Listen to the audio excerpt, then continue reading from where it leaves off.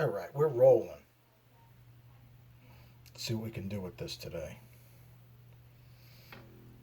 A little setup music. Why am I playing setup music? Because I can, that's why. I actually like this song. It's was published by my oldest daughter. She's 19, Carla. I don't think she gets any money for it, but I think she did a great job on it. I heard her doing it in her bedroom one night with my old Les Paul guitar and a piece of junk bass she borrowed from a friend and her laptop and her cell phone. Next thing you know, she's got it published. But my kids are used to publishing stuff. Carla is, 19? She's at USF. She's in her third year of college.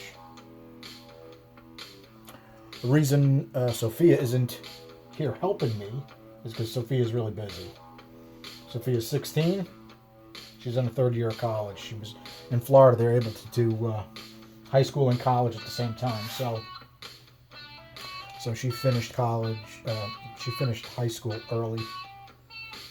She started college at 13, so she's in her third year of college. My middle daughter probably will not even go to college because she's on a different academic level. All right, let's go back to the guides. First thing you're going to do is you machine it out. I'll show you. All right, enough setup music. Okay. Let's see if you guys can see this. The autofocus on here is not great. All right. Self-piloting arbor that cuts for the oversize so you can install the K-line guides. This is the installation tool. It's tapered on this side. You push the guide in, you line it up, you put the guide is split. Let me show you your guide.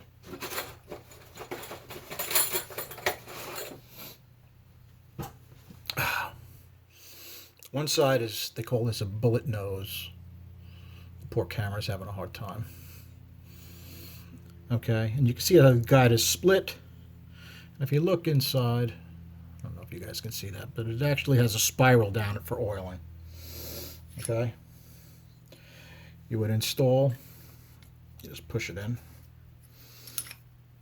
then you hammer it in. This split I always put towards the side because there's going to be less forces on the valve sideways.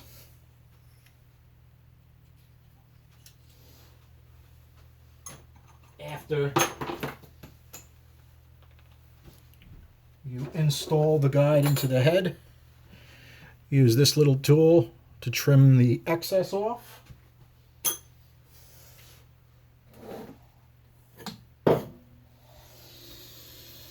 Oh, I have nothing happening upstairs. Here we go. This ancient bit was my dad's. This is perfect to just put just a slight bevel on it, on the guide, which you're going to want a slight bevel on it anyway. Put a slight bevel on it, and you're ready to go through with your reamer. Okay, I'm actually going to wear my earplugs because I can't stand listening to drills. I need to save what little hearing I have left. Okay, I have my speed reducer down on a battery drill.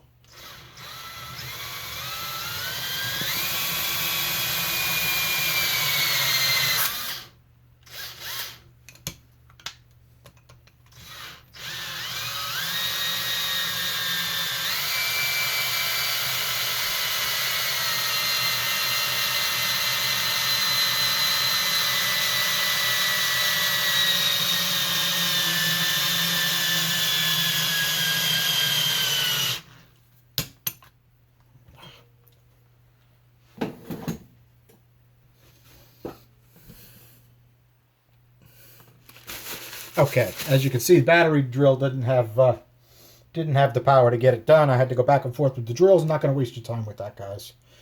Okay, so I run the reamer through. The reamer, even though it says 3.43, 3.44, okay, that I can't get a valve through it right now because it's an older reamer. Valve will not even start. Okay, so this is where I'm going to start my honing. It would be nice if I had a honing tank and had a steady flow of cutting fluid, but I don't. Okay, this is a stone. This stone here comes with your honal kit. I give the stone on your honal a quick straighten up. I lubricate it. And this comes in the kit. This says S339. I believe it's diamond impregnated cylinder for truing your stone. So you're starting out.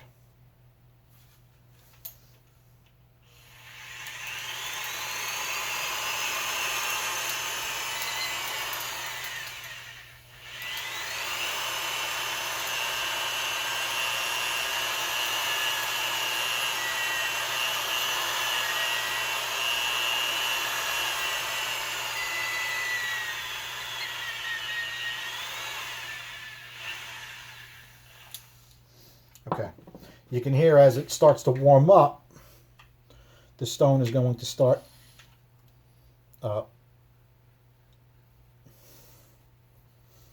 it increases the tension on the cylinder, whatever you're honing. So you don't want to overheat the stone. The same thing will happen inside the bronze wall guide. I was thinking to really do a speed control on this old Milwaukee drill. Okay, you set the stone in because you don't want it to damage the guide as it's going in, right? Okay, it goes in easy. You set it. And it's going to take a few times before the stone is set in. Brand new guide always has a tight spot in it somewhere. Probably where the separated parts of the guide come together.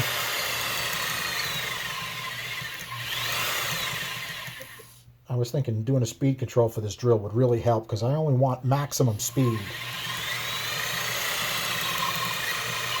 Quite slow, actually. Okay, here when it should start getting tight. Give it a little more oil. Or you may have to back it down.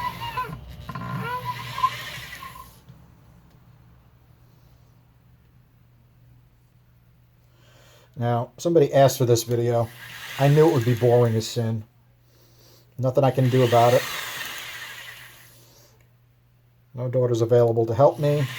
This will not get edited. It'll go online exactly as it's recorded. It may not be good.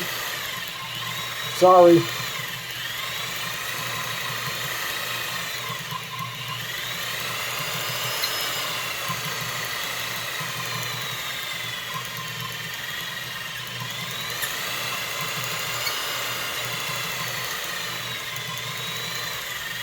Removing it is always a challenge because you don't want to twist it at all when you're pulling it out because you'll bell mouth the guide, which is not what you want.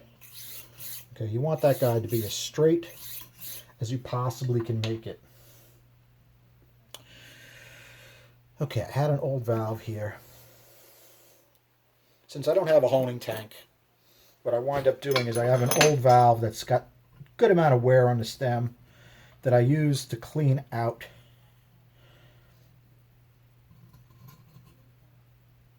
the garbage that the abrasive from the stone and the bronze from the guide. Okay. You may have to do this a few times. And you can feel even the junk valve. As soon as you get some of the garbage out of there, she'll slide nice and smooth. Okay, I want to do that before I even measure it.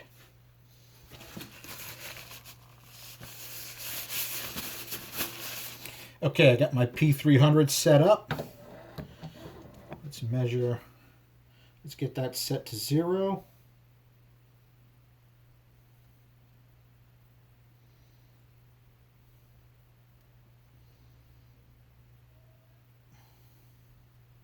Come on, you can do it. There you go. Okay, let's see where we sit now. Hopefully you guys can see that. Okay. Wow. You can see that tight spot.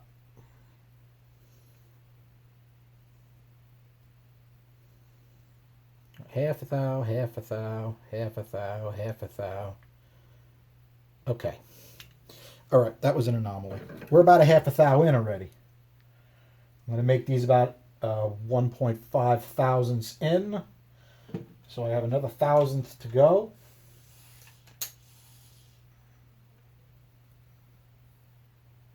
No, I have another thousandth to go.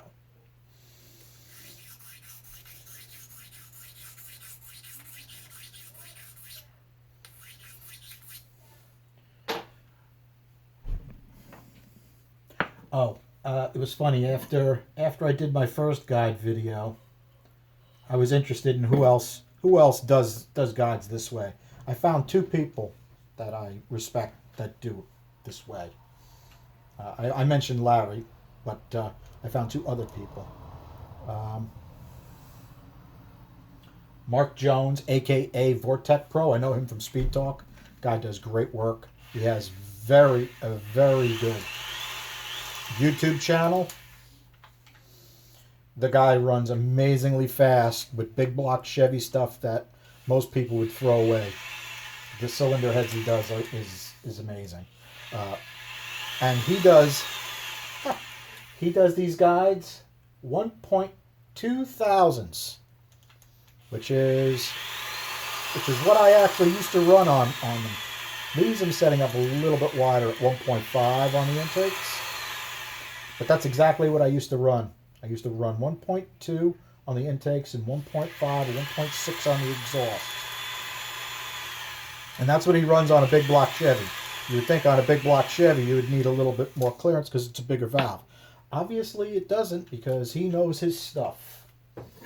And the other guy that I respect is Brzezinski, castheads.com. They do a lot of iron, roundy round stuff. And he actually has quite a few videos on these 007 heads, which was nice to see. And hey, Dad. Yes, baby. I'm on video. What? Oh. Well, I need someone to take me to... Hold up.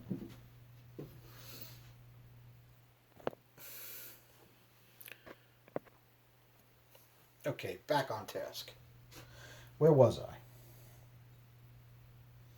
I have no idea.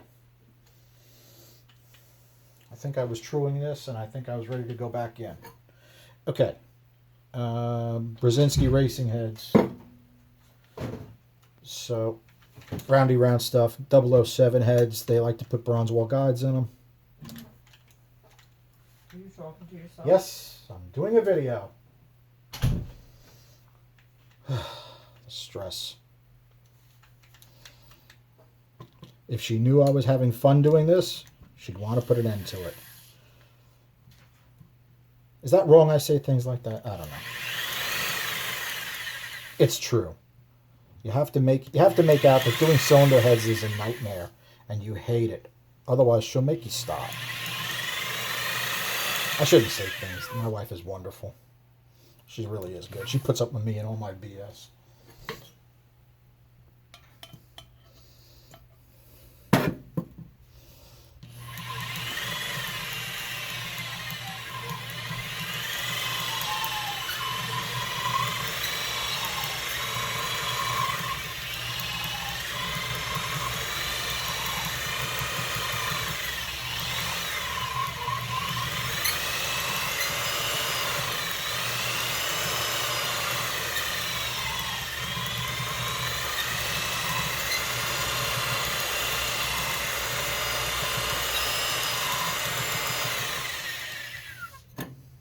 You can hear it dragging just a little bit, which is good. You want to take off just a tiny, tiny, tiny amount of metal. I'm only trying to go 1,000, which is a half a thousandth on each side.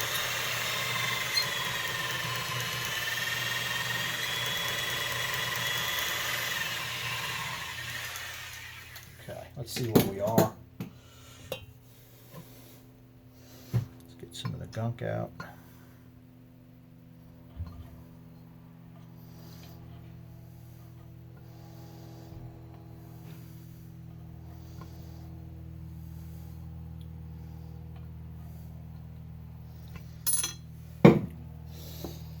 Okay, back to the P300.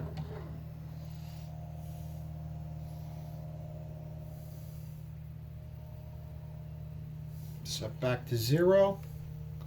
Hopefully you guys can see me.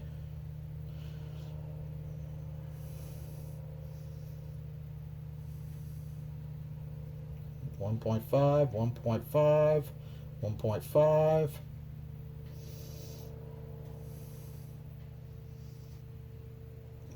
1.5. I think that was an anomaly there. Let's take a look at that again. 1.5, 1.5, 1.5, 1.5, 1.5. I'm going to call that one done.